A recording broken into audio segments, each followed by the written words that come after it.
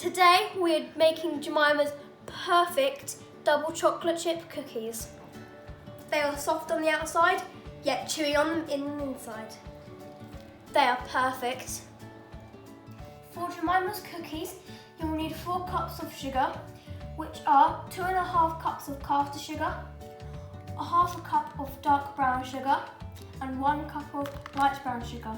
You will also need 450 grams of butter or margarine, 5 cups of plain flour, 2 teaspoons of salt, 2 teaspoons of baking powder, 4 large eggs, 4 teaspoons of vanilla, 400 grams of dark chocolate, and 200 grams of milk chocolate. We start by adding the flour to our bowl. Now we are going to go in with our 2 teaspoons of salt and 2 teaspoons of baking powder and gently mix together. Now we are going to set this aside and start our wet ingredients. Now we're going to get a bowl and melt our butter and then add all of our sugars. That's 2.5 cups of caster sugar, 1/2 cup of dark brown sugar and 1 cup of light brown sugar. Now we are going to whisk the sugar and the butter together. Keep going for about 1 minute until it's all nice and glossy. We are looking for a texture with the flecks of brown sugar. Now we add in the eggs one at a time, mixing between each egg. Keep whisking until all the eggs are combined. Now we add the vanilla and whisk that in. Now we are going to add our dry ingredients into our wet ingredients, and mix. We need to make sure that there are no streaks of our dry ingredients left.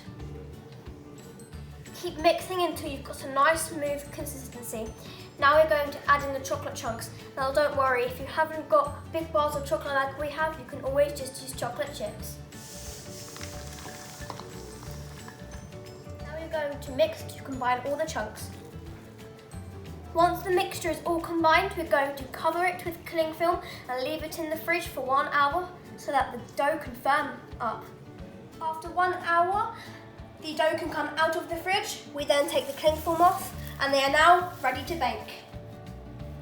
We have got a lot of mixture here, but it is completely fine if you would like to halve the recipe. We usually make a batch of cookies now and save some of the dough in the freezer for another day. You need a baking tray lined with baking paper. We also use an ice cream scoop to make sure that all of the cookies are the same size.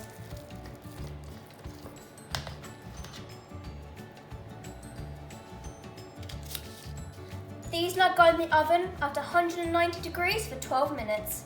We freeze half our dough in batches of 8 cookies. So whenever we want cookies, we just grab them out the freezer. After 12 minutes, take them out of the oven and leave them to cool on the baking tray for 5 minutes. After 5 minutes, transfer them to a wire rack to cool completely.